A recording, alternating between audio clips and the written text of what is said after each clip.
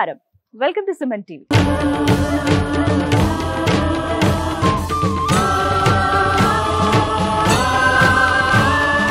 మన సనాతన ధర్మంలో సాలగ్రామాలకు అలాగే గోవులకు విశేషమైన ప్రాధాన్యత ఉంది. మరోవైపున ఆ శ్రీ మహావిష్ణువు దశావతారాలలో అత్యంత ఉగ్రరూపమైనటువంటి నారసింహస్వామి ఎంతో ప్రత్యేకమని చెప్తారు. ఈ మూడు ఒకే చోట కొలువుదీరి భక్తులకు అనుగ్రహిస్తున్న ప్రదేశమే భద్రాచలం రాముల వారి సన్నిధికి అత్యంత దగ్గరలో ఉన్నటువంటి కల్పవృక్ష సాలగ్రామ నారసింహ ఆశ్రమం అండి.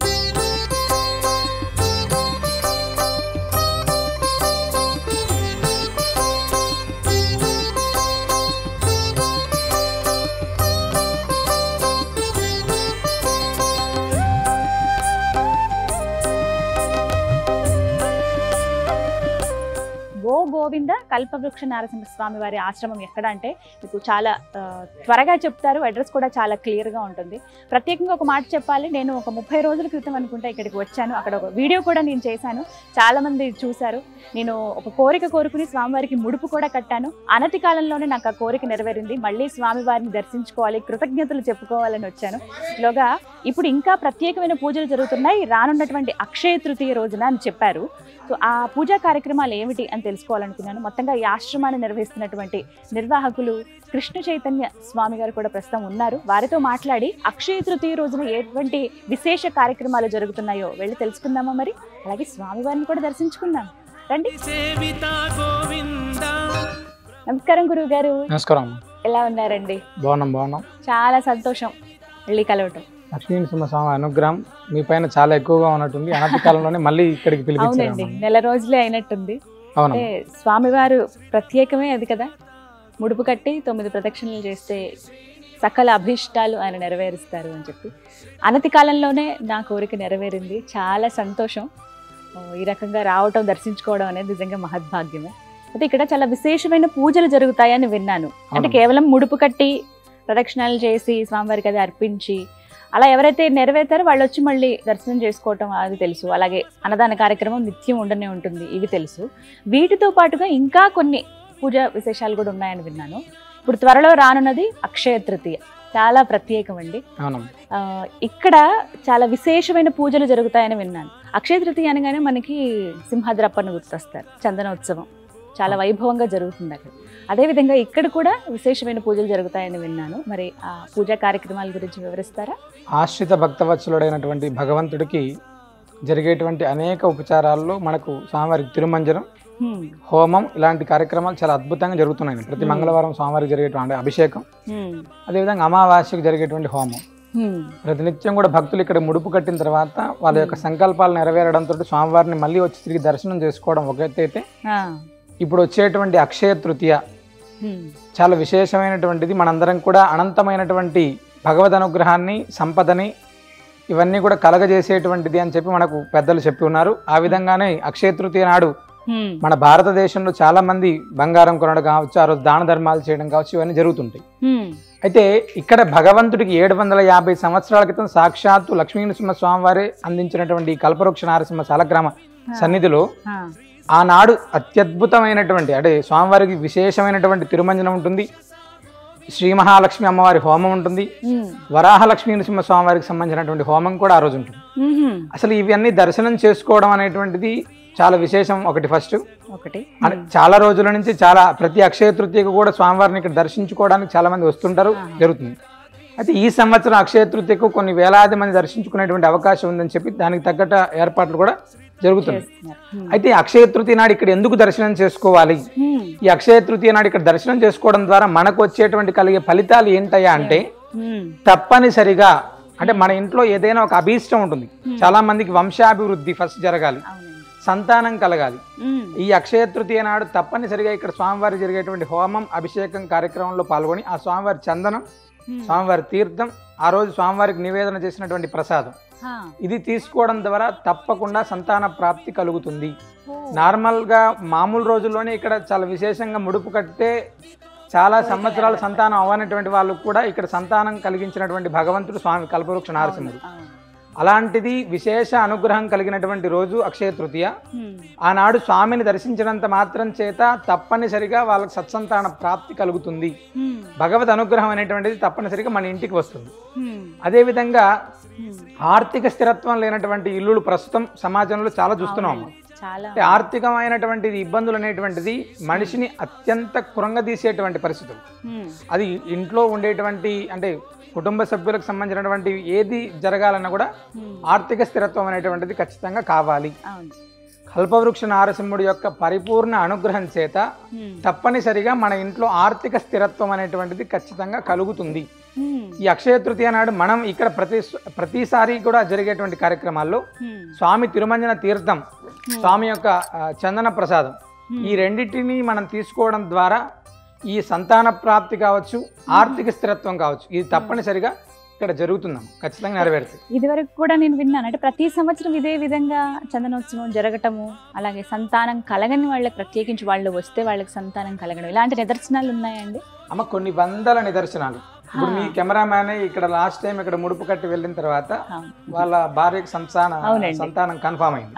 అంటే ఇక్కడికి వచ్చేటువంటి వాళ్ళు ప్రతినిత్యం మేము చూస్తున్నాం. కొన్ని వందలాది మంది కాల్స్, అంటే ఉద్యోగ విషయంలో కావచ్చు, ఆర్థికంగా ఉండేటువంటి అప్పుల బాధలు కావచ్చు, సంతాన ప్రాప్తి కావచ్చు, ఇలాంటివి ఎన్నో ఇక్కడికి వచ్చిన తర్వాత తీరి వాళ్ళు సుఖంగా క్షేమంగా ఉండేటువంటి వాళ్ళు మేము ప్రతినిత్యం కూడా వింటూనే ఉన్నాం.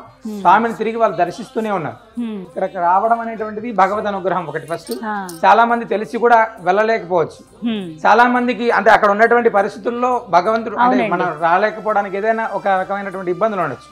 కానీ ఒక్కసారి మనం ఒక సంకల్పం పెట్టుకొని ఖచ్చితంగా కల్పవృక్ష నారసింహుడిని దర్శనం చేసుకోవాలి, కోరిన కోరికలు తీర్చేటువంటి భగవంతుడు మన కోరికను కూడా వినాలి అనేటువంటి సంకల్పాన్ని మీరు ఎప్పుడైతే పెట్టుకొని ఇక్కడికి వస్తారో తప్పనిసరిగా మీ యొక్క మనోభీష్టం అనేటువంటి తప్పక నెరవేరుతున్నాం. అది నిజమండి. నేను కూడా ఒక ఉదాహరణ, నా కోరిక కూడా నెరవేరింది, చాలా సంతోషం అనిపించింది. కానీ ఏమిటి మహత్యం? అంటే ఇక్కడ మహత్యం అనేటువంటిది భగవంతుడే ప్రసాదించినటువంటి శాలగ్రామం. ఈ భగవంతుడు ప్రసాదించినటువంటి సమయంలోనే కల్పవృక్షము అంటే కల్పవృక్షం అనేటువంటిది మనం ఎం కామయతే చిత్తం తం ప్రాప్నోతి నిశ్చయమని మనకి ఏది ధర్మబద్ధమైనటువంటి సంకల్పం ఉంటుందో అది నెరవేర్చడానికి భగవంతుడే అనుగ్రహించినటువంటి శాలగ్రామం కాబట్టి తప్పనిసరిగా దాని యొక్క ప్రభావం ఎక్కువగా ఉంటుంది. గురుగారు, అక్షయ తృతీయ అనగానే బంగారం కొనాలి. ఆ రోజున ఎంతైనా పర్లేదు, 1 గ్రాము దగ్గర నుంచి ఇక మన శక్తి కొలది ఎంతైనా కొనాలి. కొంటే మంచిది.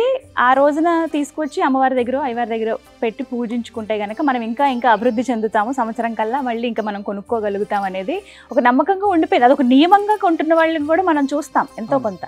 కానీ మీరంటున్నారు బంగారం కొనడం కన్నా స్వామిని దర్శించుకోవడం ఒక మహద్భాగ్యం అక్షయ తృతీయ రోజున అంటున్నారు. కారణం అంటే బంగారం కొనడం అనేటువంటిది చాలా అంటే ప్రస్తుత కాలంలో సమాజంలో బాగా జరుగుతుంది. అవునండి. ఎంతో మంది ప్రవచనకారులు ఆ రోజు బంగారమే కొనక్కర్లేదు, ఆ రోజు స్వామివారిని దర్శించుకుంటే చాలు అని చెప్పడం అని. కానీ ప్రజల యొక్క విశ్వాసం అనేటువంటిది ఆనాడు కొంటే అది కూడా అక్షయం అవుతుందేమో అనేటువంటిది సంకల్పం. అది నెరవేరుస్తున్నాడు భగవంతుడు ఒక పక్కన. నేనేమంటున్నా అంటే బంగారం లాంటి దేవుణ్ణి మనం ఎదురుగా పెట్టుకున్నాం కదా, సాక్షాత్తు 750 సంవత్సరాల క్రితం ఆ భగవంతుడే ఇచ్చినటువంటి శాలగ్రామం కదా. అలాంటి భగవంతుని ఆ బంగారు దేవుణ్ణి మనం దర్శనం చేసుకుంటే ఆ యొక్క అనుగ్రహం అనేటువంటిది మనకు లభిస్తే, కల్పవృక్ష నారసింహుడి యొక్క పరిపూర్ణ అనుగ్రహం మనకు లభిస్తే మన ఇల్లే బంగారు అవుతుంది అని చెప్తున్నాను నేను. అంటే 1 గ్రామో 1 తులమో కొనుక్కోవడం కాదు, మనకు ఉండేటువంటి దారిద్ర్యాలన్నీ కూడా తొలగిపోతే మన జీవితం అంతా కూడా బంగారమయం అవుతుంది. మనం ఏదైతే మన సకల అభీష్టాలు ఏవైతే ఉన్నాయో, మన మనోభీష్టాలు, సంతానం కావచ్చు, రుణ బాధ కావచ్చు, ప్రస్తుతం సమాజంలో చాలా ఇబ్బంది పడుతున్నటువంటివి ఇవి తప్పక నెరవేరుతాయి అని చెప్తున్నాం. అంటే అలాంటి భగవంతుడి దగ్గరికి వచ్చి మనం ఈ బంగారం పెట్టి అర్చన చేయడం అనేటువంటిది ఎంత ఇష్టంగా చేస్తున్నామో, అలాంటి భగవంతుడి దగ్గరికి వెళ్ళి ఇది నా కష్టమయ్యా, సంతానం లేదు, నాకు ఈ సంతానాన్ని ప్రసాదించు అని స్వామివారి ప్రసాదాన్ని తీసుకొని వెళ్తే మళ్ళీ అక్షయ తృతీయ కళను సంతానాన్ని తీసుకొని వస్తావు తప్పనిసరిగా. ఆర్థిక స్థిరత్వం లేనటువంటి వాళ్ళు ఇక్కడికి ఆర్థిక స్థిరత్వం కోసం స్వామివారి దగ్గరికి వచ్చి ప్రార్థన చేసినటువంటి వాళ్ళు ఎన్నో కుటుంబాలు చివరికి అంటే ఆత్మహత్యల దాకా వెళ్ళిన వాళ్ళు కూడా తిరిగి స్వామిని దర్శనం చేసుకున్న తర్వాత సుఖంగా ఉండేటువంటి వాళ్ళు చాలా మంది ఉన్నారు. ఇలాంటి అవకాశం మళ్ళీ సంవత్సరానికి కదా మనకు వస్తుంది. భగవంతుని మనం ఎప్పుడైనా దర్శనం చేసుకోవచ్చు, కానీ పర్వదినాలు అనేటువంటి నాడు చేసుకోవడం ద్వారా చాలా విశేషమైనటువంటి ఫలితం ఉంటుంది అని చెప్తున్నాము. సో అలాంటి విశేషమే ఖచ్చితంగా. చాలా మంది అలా సంతానం పొంది తిరిగి వచ్చి స్వామివారికి కృతజ్ఞత చెప్పుకునే సందర్భాలు కూడా ఉన్నాయని అన్నారు. అవును, అవును. ఎంతో మంది మమ్మల్ని కూడా అడుగుతున్నారు ఎక్కడండి అని చెప్పి. నేను ఒకసారి అడ్రస్ కూడా చెప్తానండి. మనం డిస్ప్లే చేస్తున్నాం అడ్రస్, మరొకసారి చెప్తున్నాను చూసే వాళ్ళకి. ఎవరైతే సంతానాలకు ఇబ్బంది పడుతున్నారో, మేము ఎన్నో హాస్పిటల్స్ తిరిగాము, ఎన్నో రకరకాల పూజలు చేసాము, అక్కడ తిరిగాము, ఇంకా సంతానం కలగలేదని బాధపడుతున్నారో, కొన్ని సంవత్సరాల నుంచి సంతానం లేని వాళ్ళకి సంతానం అందించినటువంటి స్వామి అయిన కల్పవృక్ష నారసింహస్వామి. మీరు ఒక్కసారి స్వామిని దర్శించుకుంటే చాలు. అక్షయ తృతీయ మహాపర్వదినం అండి. ఆ రోజున వస్తే ఇక్కడ ఇచ్చేటువంటి ప్రసాదం స్వీకరిస్తే ఖచ్చితంగా స్వామివారి అనుగ్రహం మీ పైన ఉంటుంది అంటున్నారు. భద్రాచలం రాములవారి సన్నిధి అందరికీ తెలుసు. రాములవారి సన్నిధి ఒక 100 మీటర్లు ఉంటుందండి అంతే. కల్పవృక్ష నారసింహ సాలగ్రామ క్షేత్రం అనగానే ఎవరైనా మీకు చెప్తారు. ఇక్కడ రాగానే ప్రశాంతమైన వాతావరణంలో ఓవైపు గోవులు కనిపిస్తాయి. ఉజ్జి హనుమంతుల వారు స్వయంగా ఆయన ప్రస్ఫుటంగా కనిపించేటువంటి హనుమంతుల వారు ఎదురుగుండా ఆ నరసింహస్వామి. దర్శించుకుని ఆ పూజలో మీరు పాల్గొనండి. భద్రాచలమే. చాలా మందికి అడ్రస్ తెలుసు. ఇంకా క్లియర్గా నేను స్క్రీన్ మీద డిస్ప్లే చేస్తాను. అలాగే ఫోన్ నెంబర్స్ కూడా ఇస్తాను, మీరు రావచ్చు. అలాగే స్వామి ప్రత్యేకించి అక్షయ తృతీయ రోజున ఇంకేమన్నా పూజలు కానీ ఇలాంటివి ఏమన్నా చేస్తే మంచిది అంటారా? అంటే అక్షయ తృతీయ నాడు మనం చేయాల్సినటువంటిది గోసేవ. అంటే గోవుకు మన ఆహారాన్ని అందించడం, అంటే గోవుకు సంబంధించినటువంటి సేవ చేయడం ద్వారా ఏదైతే దోషాలు అయితే ఉంటాయో మనకి, ఆ పితృదోషాలు అన్ని కూడా తొలగిపోతాయి అనేటువంటిది ఒకటి ఫస్ట్. దోషాలు లేకుంటేనే మనం ముందుకెళ్ళడానికి ఎక్కువ అవకాశాలు ఉంటాయి. అదే విధంగా చాలా మంది స్వయం పాకాన్ని దానం చేస్తారు. స్వయం పాకాన్ని దానం ఎందుకు చేస్తారంటే మన ముందు తరాల వాళ్ళు కూడా ఎక్కడ కూడా ఆకలి దప్పులకు ఇబ్బంది పడద్దు అనేటువంటి ఉద్దేశంతో మనం ఆ దానాన్ని ఆనాడు స్వయం పాకం దానం చేస్తారు. గోసేవ చేయడం ద్వారా అప్పటిదాకా ఏదైతే పాపాలు ఉంటాయో అవన్నీ కూడా నశింపజేస్తుంది అని చెప్పి అక్షయ తృతీయకు పేరు. అదేవిధంగా కొంతమంది అంటే మంచినీరు, అంటే కుండలో వేసే మంచినీరుని కూడా దానం చేయడం జరుగుతుంది. అంటే ఆ మంచినీరు ఇవ్వడం ద్వారా ఏమవుతుందంటే మనం నరకం అనేటువంటిది మనం చెప్తుంటాం కదా, అక్కడ ఆ నరక బాధ తగ్గుతుంది ఈ యొక్క దానం చేయడం ద్వారా అనేటువంటిది మనం పెద్దలు చెప్పి ఉన్నారు. ఇవన్నీ చేయడం ద్వారా విశేషమైనటువంటి ఫలితాలు మనం పొందవచ్చు. అయితే అక్షయ తృతీయ రోజున ఇక్కడ దాకా రాలేని భక్తులు ఎవరైతే ఉంటారో వారి కోసం ఏమైనా ప్రత్యేకంగా ఏర్పాట్లు ఏమైనా ఉన్నాయా? ఏం చేస్తారు? అక్షయ తృతీయ నాడు ఇక్కడ స్వామివారికి చాలా విశేషమైనటువంటి ప్రసాదం నివేదన చేస్తారమ్మ. క్షీరాన్న ప్రసాదం నివేదన చేస్తారు. ఆ ప్రసాదం ఇస్తారు. అంటే రుణ బాధలు కావచ్చు, సంతాన ప్రాప్తి కోసం ఆ ప్రసాదాన్ని తీసుకోవడం. స్వామివారి చందనము, తీర్థం, ఆ రెండు కూడా సంతానానికి సంబంధించినటువంటి వాళ్ళకి ఆ తీర్థం, చందనం ఇస్తారు. ఆర్థిక స్థిరత్వం కోసం స్వామివారికి సంబంధించినటువంటి ఆ తీర్థము, చందనాన్ని మనం ఇవ్వడం జరుగుతుందమ్మా. అంటే రాలేనటువంటి వాళ్ళు తర్వాత అయినా ఇంకొకసారి వచ్చి దర్శనం చేసుకోవడం ఒకటి తప్ప వాళ్ళకి పంపడం అనేటువంటిది అవ్వదు. సో సాధ్యమైనంత వరకు రావడానికి ప్రయత్నిస్తే మంచిది. అక్షయ తృతీయ రోజున భద్రాచలంలో ఉన్నటువంటి కల్పవృక్ష నారసింహ సాలగ్రామ స్వామిని దర్శించుకోవడం మహద్భాగ్యం అని చెప్తున్నారు. ఆ ప్రసాదం అంటే ఏ విధంగానండి అక్కడే స్వీకరించారండి? దానికి తగ్గట్టు నియమాలని మేము చెప్తాం, ఎలా స్వీకరించాలి. సంతానానికి సంబంధించినటువంటి వాళ్ళైతే తప్పకుండా ఇక్కడ వచ్చి ఆ స్వామివారి తీర్థ ప్రసాదం తీసుకొని వస్తే మేము ఒక మంత్రాన్ని వాళ్ళకు ఉపదేశించడం జరుగుతుంది. ఆటోమేటిక్ గా సంతాన ప్రాప్తి కలుగుతుంది. ఇంకేమైనా రుసుము ఏమైనా చెల్లించాల్సి ఉంటుందండి? ఎలాంటి రుసుములు ఇక్కడ ఉండవు. మీరు ప్రత్యక్షంగా మీరు కూడా చూస్తున్నారు. ఇక్కడికి వచ్చేటువంటి వాళ్ళందరికీ కూడా నిత్యం అన్నప్రసాదాన్ని ఉచితంగా అందిస్తున్నాం. కొన్ని వందల వేల మంది ఇక్కడ అనేటువంటిది వివిఐపి ట్రీట్మెంట్ అనేటువంటిది ఏది ఉండదు. ఎవరు వచ్చినా కూడా, అంటే ఎమ్మెల్యే వచ్చినా, ఎంపీ వచ్చినా, మంత్రి వచ్చినా, సాధారణ భక్తులు వచ్చినా కూడా తలపాక అన్నమాచార్య స్వామివారు కానీ భగవద్ రామానుజాచార్య స్వామివారు ఏదైతే మనకు సిద్ధాంతం ఇచ్చారో అంతే అందరూ సమానమే అనేటువంటిది. పూర్తిగా మేము అందరూ సమానమైనటువంటి సిద్ధాంతాన్ని పాటిస్తూనే ఈ ఆశ్రమ నిర్వహణ చేస్తున్నాము. విన్నారు కదా, ఒక్కటే మాటలో చెప్పేశారు. మీరు ఎంత పెద్ద సెలబ్రిటీ అయినా లేకపోతే మేము అతి సామాన్యులమే, మేము వాళ్ళకైతే చక్కగా తీసుకువెళ్ళి దర్శనం చేయిస్తారు, మాకు అంత అవకాశం ఉంటుందో ఉండదో అని ఎవరైతే ఇబ్బంది పడుతున్నారో, ఆలోచిస్తున్నారో, అసలు ఆలోచన మీ మైండ్లోంచి తీసేయండి. ప్రశాంతంగా మీరు రావచ్చు. మీరు ఒక భక్తుడు అంతే. స్వామివారి ముందు స్వామివారిని వేడుకోవడానికి వచ్చిన భక్తులు కాబట్టి మిమ్మల్ని చక్కగా ట్రీట్ చేస్తారు. ప్రత్యేకించి శ్రద్ధతోటి మీకు ఏంటి సమస్య అనేది, ఆర్థిక ఇబ్బందులా లేకపోతే సంతానం లేకపోవడం, ఒకవేళ సంతాన సమస్య అయితే కనుక మిమ్మల్ని కూర్చోబెట్టి ఒక మంత్రాన్ని ఉపదేశించి స్వామివారి తీర్థ ప్రసాదాలు అందిస్తారు. అవి పొందాలనే గురువు గారు చెప్తున్నారు. అలాగే చాలామంది రాజకీయ నాయకులు కూడా వచ్చి వెళ్ళటం, అందులోనూ ప్రస్తుతం ఎలక్షన్స్ కదండి, ఈ హడావిడి కూడా ఉంది. చాలామంది రావటము, బీఫామ్ రాని వాళ్ళు కూడా వచ్చి బీఫామ్ పొందారని, అలాగే టికెట్ మరీ ముఖ్యంగా. అవునమ్మా. అంటే ఇక్కడ రాజకీయంగా అంటే వాళ్ళ యొక్క సంకల్పం, అది ఎమ్మెల్యే సీట్ అనేటువంటిది వాళ్ళ సంకల్పం. వారికి ఆ యోగ్యత అనేటువంటిది ఉంటే భగవంతుడు ఇక్కడ దర్శించుకోగానే వారికి ఆ యోగ్యతను ఇస్తున్నాడు చాలా మందికి. తెలంగాణ రాష్ట్రంలో మీరు విన్నారో తెలీదు, విన్నారు చెప్పినప్పుడే సుమారు 7 మంది ఎమ్మెల్యేలు ఇక్కడికి వచ్చిన తర్వాతనే వాళ్ళు ఎలక్షన్లో విన్ అయ్యారు. ఆంధ్రప్రదేశ్కి సంబంధించినటువంటి ఎలక్షన్లో అంటే భగవంతుడు ఇప్పుడు ఎలా ఉన్నారంటే ఇక్కడికి వచ్చి దర్శనం చేసుకుంటే తప్పకుండా మాకు విజయం లభిస్తుంది అనేటువంటి దాంతో చాలా మంది తెల్లవారుజామున ఇక్కడ స్వామివారిని వచ్చి దర్శనం చేసుకుని వెళ్తున్నారండి. ఈ రోజు ఉదయం కూడా ఒక ఎంపీ అభ్యర్థి దర్శనం చేసుకున్నారు ఆంధ్రప్రదేశ్ కి సంబంధించినటువంటి వాళ్ళే. చాలా వరకు అక్షయ తృతీయ నాడు దర్శనం చేసుకోవడానికి చాలా మంది వస్తామని మాకు ఆల్రెడీ చెప్పి ఉన్నారు. అంటే ఆ సమయంలో ఉదయం అవుతుందంటే తెల్లవారుజామున వస్తే సాధారణంగా దర్శనం అయిపోతుందని మేము చెప్పడం జరిగింది. ఆ రోజున చాలా మంది వచ్చేందుకు సిద్ధంగా అవకాశం, ఎందుకంటే 3 రోజుల్లోనే ఎలక్షన్స్ ఉన్నాయి కదా, చాలా దగ్గరి తారీఖు కాబట్టి చాలా సంతోషం. అలాగే ఆంజనేయ స్వామి వారి ఆలయం గురించి దగ్గరలోనే అక్కడ ఊరు వాళ్ళే ప్రత్యేకించి అడిగారట కదా మిమ్మల్ని ఇట్లా నిర్మించండి అని. అవునమ్మా, ఇక్కడ మనకు దుమ్ముగూడెం మండలం గంగూరు అనేటువంటి చిన్న గ్రామం, సుమారు 40 కుటుంబాలు ఉంటాయి అక్కడ. అక్కడ అన్యమత ప్రభావం అనేటువంటిది చాలా ఎక్కువగా జరుగుతుంటే వాళ్ళు చాలా బాధపడుతున్నారు. అంటే వాళ్ళల్లో ఉండేటువంటి కొన్ని కుటుంబాలు కూడా మారిపోతుంటే స్వామి అంటే వాళ్ళకు మనం చేసేటువంటి సేవా కార్యక్రమాలని తెలిసి మన దగ్గరకు వచ్చి ఈ ప్రభావాన్ని ఎలా అయినా అడ్డుకోవాలంటే ఒక ఆంజనేయ స్వామి ఆలయాన్ని మాకు ఏదైనా ఒకటి నిర్మించే ఏర్పాటు చేయండి స్వామి అని అంటే కేవలం 25 రోజుల్లోనే అక్కడ మనం ఆంజనేయ స్వామి వారి ఆలయాన్ని కట్టి ఈ రోజు ఉదయమే అది చైత్ర బహుళ పంచమి నాడు అక్కడ ప్రతిష్ఠ చేసి ఇక్కడికి వచ్చామమ్మా. అంటే అన్యమత ప్రభావం అనేటువంటిది ఖచ్చితంగా ఉండకూడదు, దాని యొక్క ప్రభావాన్ని ద్వారా అక్కడ ఉన్నటువంటి గ్రామం మొత్తం కూడా ఇబ్బంది అవుతుంది అనేటువంటి ఉద్దేశంతో మనం ఈ రోజు చేసామమ్మా. ఆ విజువల్స్ కూడా మీకు పెట్టడం జరుగుతుంది. చాలా చక్కగా మీరు అంటే హిందుత్వం విశ్వవ్యాప్తం చేయాలనేది మీ సంకల్పం అని చెప్పారు మాటల్లో.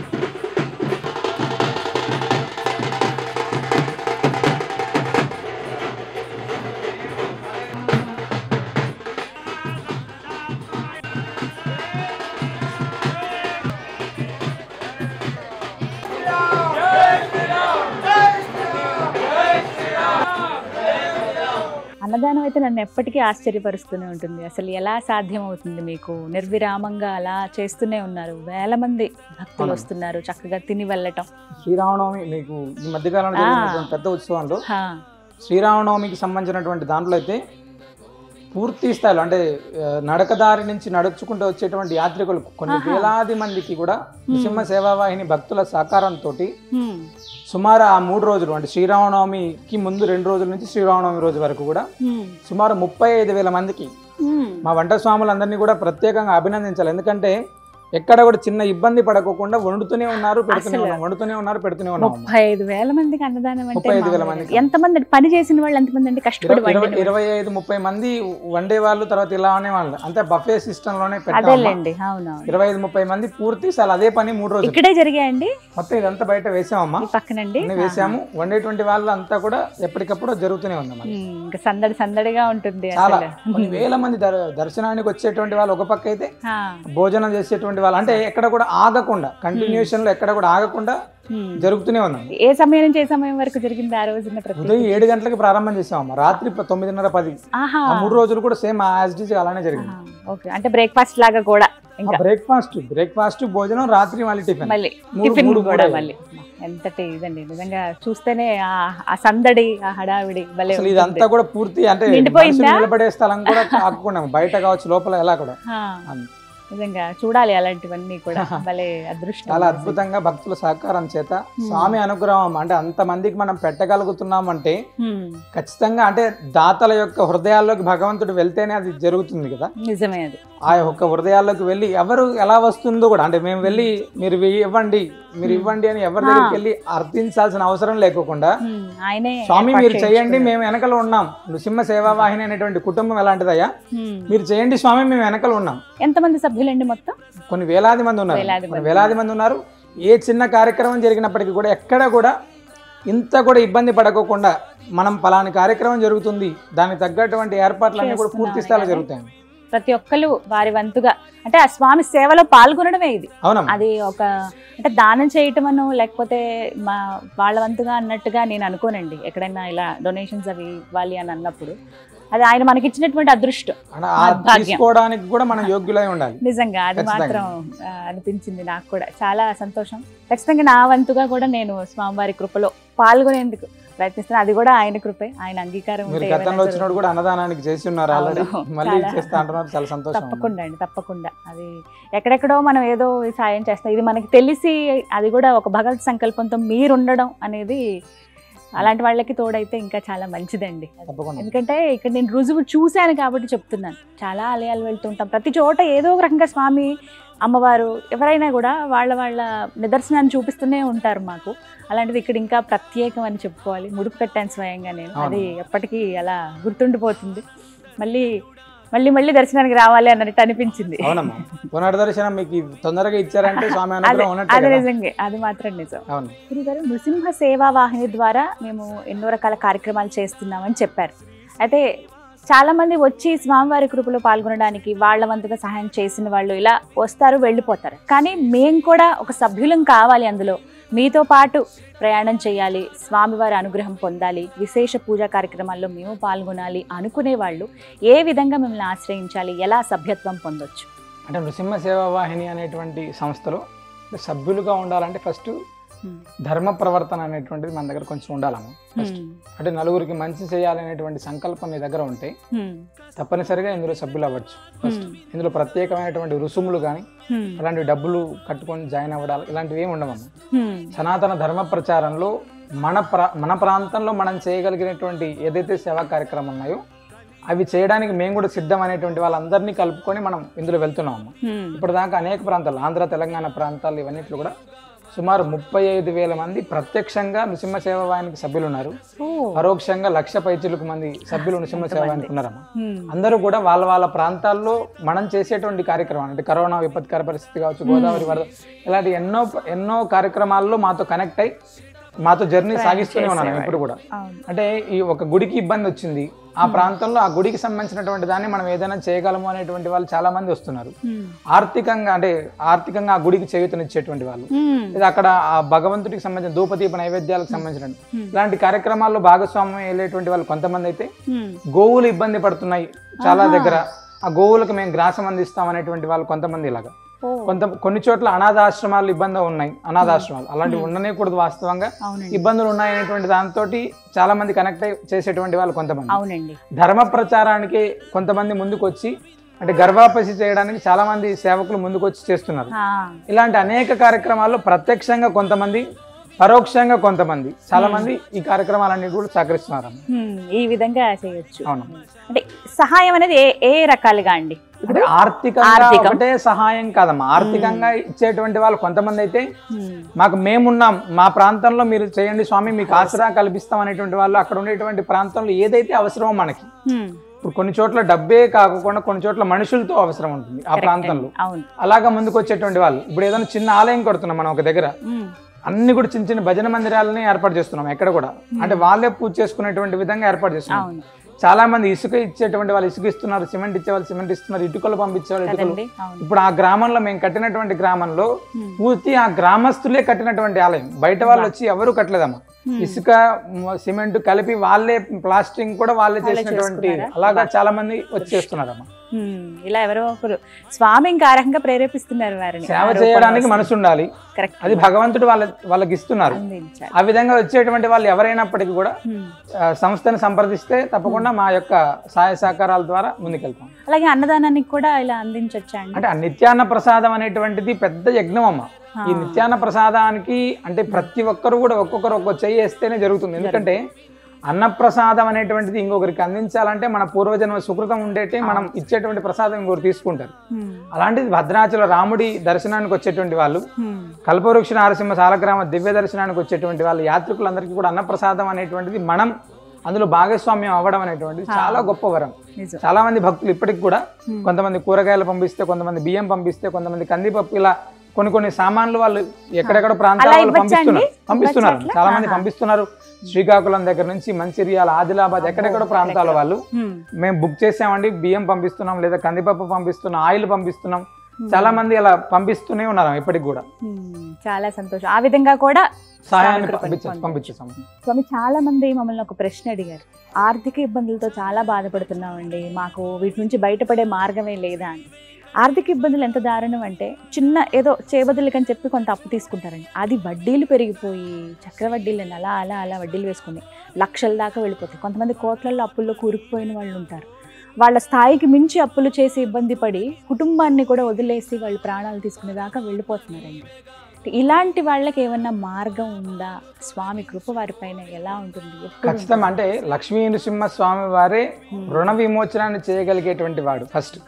అంటే రుణ విమోచన స్తోత్రం అనేటువంటిది మనకు ఉంటుంది. అదేవిధంగా నృసింహస్వామిని ఆశ్రయిస్తే తప్పకుండా రుణం అనేటువంటిది తప్పకుండా తీరుతుంది అని చెప్తారు. మేమేం చెప్తున్నాం అంటే చాలా మందికి ఇక్కడికి వచ్చినటువంటి వాళ్ళు ప్రత్యక్ష నిదర్శనాలు ఆర్థిక ఇబ్బందుల్లో కూరుకొని పోవడం కదమ్మా, అసలు పూర్తి స్థాయిలో ఇంకా మా జీవితం కూడా వద్దు, వాళ్ళ పిల్లల్ని వాళ్ళ వేరే వాళ్ళ ఇళ్లలో దగ్గర వదిలేసి చాలా మంది చనిపోవడానికి వెళ్ళినటువంటి వాళ్ళు కూడా ఎక్కడో స్వామి గురించి తెలిసి ఇక్కడికి వచ్చి తిరిగి సెటిల్ అయ్యి వాళ్ళ వ్యాపారాలు చేసుకునేటువంటి వాళ్ళు చాలా మంది. ఇప్పుడు ప్రస్తుత కాలంలో మనం గమనిస్తే అంటే చిన్న పిల్లలు మీరు అన్నట్టు చిన్న చిన్న అప్పులు అన్నారు చూసారా, ఆ చిన్న చిన్న ఈ అప్పులు తీసుకొని క్రికెట్ బెట్టింగ్లు ఆడి లక్షలాది రూపాయలు పోగొట్టుకొని వాళ్ళ తల్లిదండ్రులు ఇబ్బంది పడుతుంటే చాలా మంది పిల్లల్ని ఇక్కడికి తీసుకొని వచ్చి వాళ్ళ తల్లిదండ్రులు స్వామివారి రక్ష కట్టి ముడుపు కట్టి ఇక్కడ ప్రదక్షిణ చేసి వెళ్ళిన తర్వాత వాళ్ళ కుటుంబాలు బాగున్నటువంటి వాళ్ళని కొన్ని వందల కుటుంబాలని మేము ప్రత్యక్షంగా చూస్తున్నాం. మేమేం చెప్తున్నాం అంటే, ఆర్థిక ఇబ్బంది మీ దగ్గర ఉంది ఖచ్చితంగా, ఒక్కసారి నమ్మకంగా కల్పవృక్ష నారసింహ సాలగ్రామ దర్శనం చేసుకొని ఇక్కడ ముడుపు కట్టి వెళ్ళండి, తప్పనిసరిగా నీ కుటుంబంలో 100% మార్పు వస్తుంది. అంటే ఎలా వస్తుంది? పూర్తి స్థాయిలో భగవంతుడి పైన విశ్వాసాన్ని పెట్టుకొని ఇక్కడికి రండి, తప్పకుండా స్వామి అనుగ్రహానికి మీకు ఇచ్చి పంపించేటువంటి బాధ్యత మాది. అంటే నృసింహస్వామి అనేటువంటి వాడు చేయలేనటువంటిది ఏదీ లేదు. ఇక్కడ ఉండేటువంటి భగవంతుడు ప్రత్యక్షంగా మీ మాట వింటాడు. నీ యొక్క బాధను విని నీకు ఏం కావాలో అది తెలియజేసి ఆయన దాన్ని తీర్చేటువంటి వాడు భగవంతుడు. మేము ప్రత్యక్షంగా కొన్ని వందల నిదర్శనాలను ఇక్కడ చూసాం. ఆర్థికంగా కూరుకుపోయి ఇంకా మాకు జీవితం లేదు, తినడానికి ఇబ్బంది పడేటువంటి వాళ్ళు కూడా ఇక్కడ స్వామివారి దగ్గర ఏడుస్తూ బాధపడినటువంటి వాళ్ళని చాలా మందిని చూసాం. చాలా మంది వాళ్ళ అనతి కాలంలోనే వాళ్ళ జీవితాల్లో మార్పులు రావడం చూసాం. ఇప్పుడు వాళ్ళు వ్యాపారాలు చేసుకునేటువంటి వాళ్ళు కొంతమంది అయితే ఉద్యోగం చేసుకుని వాళ్ళ అప్పులు తీర్చుకుంటూ యథాస్థానానికి వెళ్ళినటువంటి వాళ్ళు చాలా మంది అమ్మ. మీకు ఎంతకన్నా నిదర్శనం ఏం కావాలండి స్వామి. కానీ ఆ నరసింహస్వామి అనగానే ఒక భయం ఉంటుంది, ఆ ఉగ్ర రూపం చూసి భయపడతారు చాలా మంది. కానీ స్వామి ప్రేమగా వచ్చిన వాళ్ళని ఎప్పుడు లాలిస్తూనే ఉంటారంటారు కదా. అంటే లక్ష్మీ నృసింహ స్వామి వారు అంటే మనందరం కూడా ఏమనుకుంటాం అంటే స్వామిని చాలా ఉగ్ర రూపం, ఆయన్ని ఆశ్రయిస్తే మనకి ఏదైనా భయం ఉంటుందేమో అనేటువంటిది. అసలు ఆ ఉగ్ర రూపం వచ్చినటువంటిదే ప్రహ్లాదుడి కోసం కదా. ప్రహ్లాదుడు అనేటువంటి బాల భక్తుడి కోసం వచ్చాడు. బ్రహ్మాది దేవతలందరూ కూడా భయపడుతుంటే నా కోసం వచ్చినటువంటి వాడికి నాకెందుకయ్యా భయం అని చెప్పి ఆయన యొక్క వడిలో కూర్చున్నటువంటి వాడు ప్రహ్లాదుడు. మనం భక్తితోటి భగవంతుని ఆశ్రయిస్తే నృసింహుడికి మించినటువంటి దైవం ఇంకొకరు లేనే లేరు. ఆయన యొక్క మన కష్టం కాదు, మన అభీష్టాలు ఏదైతే ఉన్నాయో ధర్మబద్ధమైనటువంటి అభీష్టాలు ఏవైతే ఉన్నాయో ఆయన దగ్గర విన్నవిస్తే చాలు, తప్పనిసరిగా మనం ఆ యొక్క అనుగ్రహాన్ని పొందుతాం. ఎందుకంటే కేవలం నృసింహావతారం మాత్రమే భక్తుల కోసం వచ్చాడు. మిగతా అన్ని అవతారాలు కూడా రామావతారం ధర్మం కోసం వస్తే, కృష్ణావతారం ఎలా నడిపించాలో చెప్పడానికి వచ్చినటువంటి వాళ్ళది. కానీ కేవలం భక్తి అనేటువంటి ఒకే చిన్న పదానికి అంటే నా కోసం భగవంతుడు ఉన్నాడు, నా కోసం భగవంతుడు వస్తాడు అని చెప్పిన అవతారం నృసింహావతారం. ఆ యొక్క అవతారంలోనే ఇచ్చినటువంటి సాలగ్రామం కదా. ఆయన ఆశ్రయిస్తే ఇంకెంత అద్భుతాలు చేస్తాడు అనేటువంటిది మనం ఊహ కూడా అందనటువంటిది అమ్మా. అందుకు తెలుసు ప్రహ్లాదుడి భక్తి ఏ విధంగా ఉంటుందో. ఇందుగలడు అందులేని సందేహము వలదు, ఎంతెందో వెతికినా ఆయనే కనిపిస్తారన్నట్టు. నిజమేనండి. ఈ ప్రాంతంలో అయితే అణువణువున ఆయన ఉన్నారు అని అయితే అనిపిస్తుంది. ఈ ప్రాంతంలో వచ్చి నిద్ర చేసో లేకపోతే ఈ ప్రాంతంలో 10 నిమిషాలు ఉండి స్వామి జపం చేసుకోనో స్వామిని కనులారా దర్శించి మనం తరిస్తే నువ్వు ఖచ్చితమైనటువంటి మార్పును అనతి కాలంలోనే మీరు ఇక్కడ చూస్తారు. అంటే ప్రత్యేకంగా జరుగుతుందా అనేటువంటి దానికి నీలో భక్తి ఉంటే ఇక్కడ జరుగుతుంది. నీలో విశ్వాసం ఉండి ఇక్కడికి వస్తే తప్పకుండా జరుగుతుంది. అది సంతానం కావచ్చు, ఆర్థిక ఇబ్బందులు కావచ్చు, నీ కుటుంబం అనేటువంటిది బాగుండడానికి 100 రకాలైనటువంటి అవకాశాలని భగవంతుడు ఇస్తాడు. నువ్వు సద్వినియోగం చేసుకోవడానికి నీ దగ్గర శక్తి ఉండాలి. అవకాశం ఇచ్చినా నువ్వు సద్వినియోగం చేసుకోలేకపోతే ఉపయోగం ఉండదు. కాబట్టి ఇక్కడ భగవంతుడు అనేటువంటి వాడు నీ ఉన్నతికి తప్పకుండా కారణం అవుతాడు. ఆ ఉన్నతిని నువ్వు అంది పట్టుకొని నువ్వు ముందుకు వెళ్తే నీ యొక్క జీవితం సుఖమయం అవుతుందమ్మ. అదొక్కటి తెలుసుకుని వస్తే ఖచ్చితంగా. ఒక్కటండి, ముడుపు కట్టిన వాళ్ళు ఇక్కడే నిద్ర చేయాలా? వీటి గురించి వివరించండి. అంటే ముడుపు కట్టినటువంటి వాళ్ళు చాలా మంది, అంటే సంతానం కోసం వచ్చినటువంటి వాళ్ళు అయితే ముందు రోజు రాత్రి ఇక్కడికి వచ్చి చాలా మంది పడుకుంటున్నారు. అలా పడుకోలేనటువంటి వాళ్ళు కనీసం కొద్దిసేపు అయినా గడుపుదామని తెల్లవారుజామున వచ్చి స్వామివారి సన్నిధిలో కూర్చున్నటువంటి వాళ్ళు చాలా మంది. ప్రత్యేకంగా నిద్ర చేయాలనేం కదమ్మా, చాలా మంది స్వామి దగ్గర పడుకుంటే ఏమైతుందంటే ఏదైనా గ్రహ బాధలు ఉంటే మాకు అవన్నీ కూడా తొలగిపోతాయి కదా అని చెప్పి ఇక్కడ పడుకుంటున్నారు చాలా మంది. అలాగే నృసింహ రక్ష అమావాస్య రోజున కడతారండి, ఆ కంకణం లాంటిదని చెప్పారు. ఏమిటండి విశేషం? అంటే ప్రతి అమావాస్య రోజు ఇక్కడ మనం విశేషమైనటువంటి స్వామి తిరుమంజనంతో పాటు శ్రీ మహాలక్ష్మి హోమం, ఆయుష్య హోమం, సుదర్శన హోమం చేస్తాము. ప్రతి అమావాస్య రోజు నృసింహ బీజాక్షరాలతోటి, సుదర్శన బీజాక్షరాలతోటి మనం స్వామివారి యొక్క రక్షణ తయారు చేసి మళ్ళీ అమావాస్య దాకా ఆ యొక్క రక్షణ అందరికీ ఇవ్వడం జరుగుతుందమ్మా. అంటే ఒక అమావాస్య నాడు మనం మీకు ఆ యొక్క కంకణం ఎంత శక్తి ఉంటుందయ్యా అంటే, అపమృత్యు దోషాలు నీ దగ్గర ఏదైతే గండాలు ఉన్నాయో అవన్నీ కూడా తప్పకుండా తొలగిస్తుంది. ప్రత్యక్షంగా అనేక మంది ఉదాహరణలు చాలా మంది ఉన్నారు. స్వామి రక్ష తీసుకున్న తర్వాత వాళ్ళ జీవితంలో మార్పులు వచ్చినటువంటి వాళ్ళు చాలా మంది ఉన్నారు. అంటే ఇక్కడ రక్ష నియమబద్ధంగా కట్టుకొని ముందుకు వెళ్తే మన యొక్క స్థిరత్వం అనేటువంటిది తప్పకుండా ఉంటుందండి. చాలా విశేషమైనటువంటి శక్తి కలిగి ఉంటుంది నృసింహ రక్షకి. మొత్తంగా ఇంత సేవా కార్యక్రమాలు చేస్తున్నారు.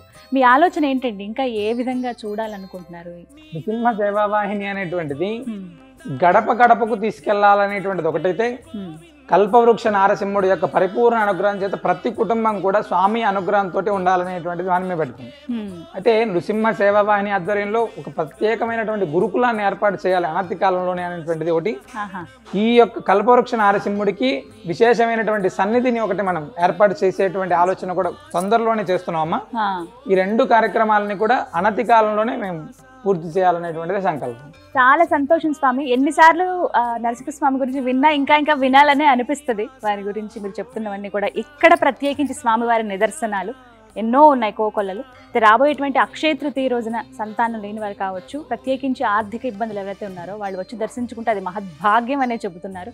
ఆ దర్శన భాగ్యం అందరికీ కలగాలనే కోరుకుంటున్నాను. దానికి తగ్గట్టుగా కూడా ఏర్పాట్లు చేశానని చెప్తున్నారు. చాలా సంతోషం అండి. అలాగే మీరు అనుకున్నటువంటి సంకల్పం నెరవేరాలి, దానికి స్వామి మమ్మల్ని కూడా వాడుకుంటే చాలా సంతోషం. ఇంకా ఖచ్చితంగా ఒక మందిరం ఏర్పాటైతే అది మాకు ఎంతో ఆనందం అండి. చేస్తున్నటువంటి ప్రయత్నం సిద్ధిస్తుంది. అలాగే గురుకులం అన్నారు, అది ఎంతో మందికి ఉపయోగపడుతుంది. అవి కూడా స్వామి అనుగ్రహం ఉంది ఖచ్చితంగా, అవి కూడా త్వరలో నెరవేరాలని కోరుకుంటున్నాం. సంతోషం అండి. నమస్కారం. విన్నారు కదా, ఒకటే మాట చెప్తున్నారండి. సంతానం గురించి ఎన్ని ఇబ్బందులు ఈ మధ్య కాలంలో మనం చూస్తున్నాం కదా, ఎన్ని IVF సెంటర్లు పెరిగిపోతున్నాయి, రకరకాల ప్రయత్నాలు చేస్తూ ఉంటారు. మేము అక్కడికి వెళ్ళామండి, ఇలా ప్రయత్నించామండి, కానీ స్వామి అనుగ్రహం ఎంతో ప్రత్యేకమండి. కల్పవృక్ష నారసింహస్వామి సాలగ్రామ రూపంలో స్వయంగా స్వామివారే ఇచ్చినటువంటి సాలగ్రామం ఇక్కడ మన కళ్ళ ముందు కనిపిస్తుంది. వచ్చిన వారు ప్రతి ఒక్కరూ దర్శనం చేసుకోవచ్చు. ప్రత్యేకంగా అక్షయ తృతీయ రోజున విశేషమైన పూజలు జరుగుతాయి. స్వామివారి చందనం కావచ్చు, స్వామివారి తీర్థ ప్రసాదాలు తీసుకుంటే వారికి సంతాన ప్రాప్తి కలుగుతుంది. అలా కలిగిన వాళ్ళు ఎంతో మంది మళ్ళీ తిరిగి వచ్చి స్వామి దగ్గర దర్శనం చేసుకున్నారని చెప్తున్నారు. అలాగే ఆర్థిక ఇబ్బందితో ఉన్న వాళ్ళకి కూడా స్వామి అనుగ్రహం చూపిస్తారని చెప్తున్నారు. అలాగే ఇక్కడ ముడుపు కడితే 9 ప్రదక్షిణలు చేసి ఒక ముడుపు కట్టి స్వామివారి ముందు మీ కోరిక ఏదైతే ఉందో అది విన్నవిస్తే 40 రోజుల్లో అది నెరవేరుతుంది. దానికి నిదర్శనాలు మేమే, మా టీమే సక్సెస్ అయ్యామని చెప్పుకోవాలి. ఆ విషయంలో మీకు కూడా అటువంటి కృప స్వామివారి నుంచి పొందాలనుకుంటే కనుక రండి. మీకు అడ్రస్ చాలా క్లియర్గా ఇస్తాను. రాములవారి సన్నిధి, భద్రాచలం రాములవారి సన్నిధికి 100 మీటర్ల దూరంలోనే ఉంటుంది. కల్పవృక్ష నారసింహ సాలగ్రామ క్షేత్రం అండి. ఇక్కడికి వస్తే మీరు గోవుల్ని చూడొచ్చు, గోసేవ చేసుకోవచ్చు. అలాగే ఉజ్జి హనుమంతుల వారిని స్వయంగా ఆయనంతటా ఆయనే స్వామివారి కోసం వచ్చి ఉన్నటువంటి ఉజ్జి హనుమంతుడిని చూడొచ్చు. అలాగే ఆ స్వామి దర్శనం కూడా చేసుకోవచ్చు. ఆ లక్ష్మీ నారసింహస్వామి అనుగ్రహం మీ అందరిపైన ఉండాలని కోరుకుంటున్నాను. కింద మీకు ఇంకేమైనా సందేహాలు ఉంటే నెంబర్కి ఫోన్ చేయండి. ఫోన్ చేసి మీరు ఇక్కడికి రావచ్చండి. మరిన్ని వివరాలు కూడా తెలుసుకోండి. ఇది వాళ్ళ వీడియో. నమస్కారం.